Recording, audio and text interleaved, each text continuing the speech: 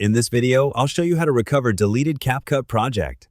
First, open the CapCut app on your phone or computer and go to the main projects page. Look carefully through your recent projects to make sure the project is actually deleted and not just moved, renamed, or hidden in another workspace.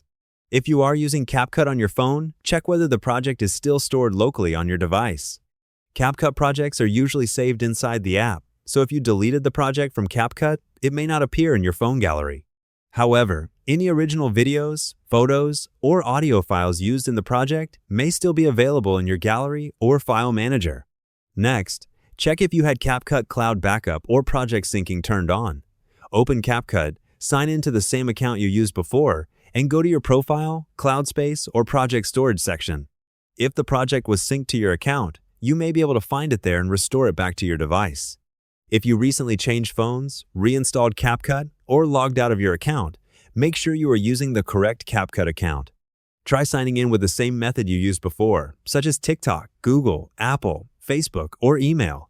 Sometimes projects appear missing simply because you are signed in to a different account. You can also check your device backup. On iPhone, look at your iCloud backup or iPhone backup if you had backup enabled before the project was deleted. On Android, check your Google Backup, Device Backup, or any file backup app you use. Restoring a full backup may bring back app data, but it can also replace current data, so be careful before doing this. If the project cannot be restored, the best option is to recreate it using the original media files. Open CapCut, start a new project, and import the same videos, photos, and audio clips.